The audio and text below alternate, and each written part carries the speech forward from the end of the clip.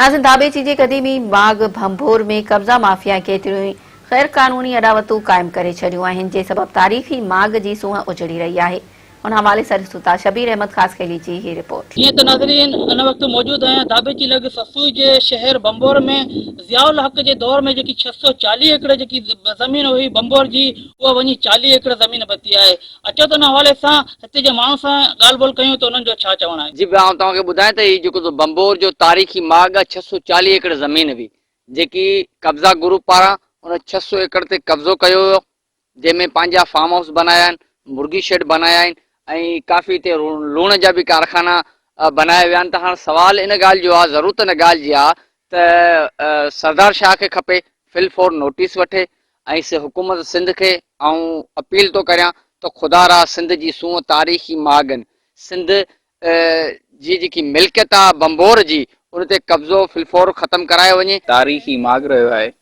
हिन तारीख़ी माग ते ॿियूं त सहूलियतूं सकाफ़त खाते या सिंध हुकूमत पारां न ॾिनियूं हुयूं, पर जेकी हितां जी 640 एकड़ जेकी जनरल ज़िया जे दौर में ज़मीन हुई, उहा हिते लैंड ग्रेबरनि कब्ज़ा खोरनि कब्ज़ा करे हिन वक़्तु वञी 40 एकड़ बचाई आहे, जंहिं सबबि तारीख़ी माग जी सूंहं पिणु ख़राब थी रही आहे। साइट्स आहिनि, ही विरसो आहिनि, क़ौमी विरसो आहिनि।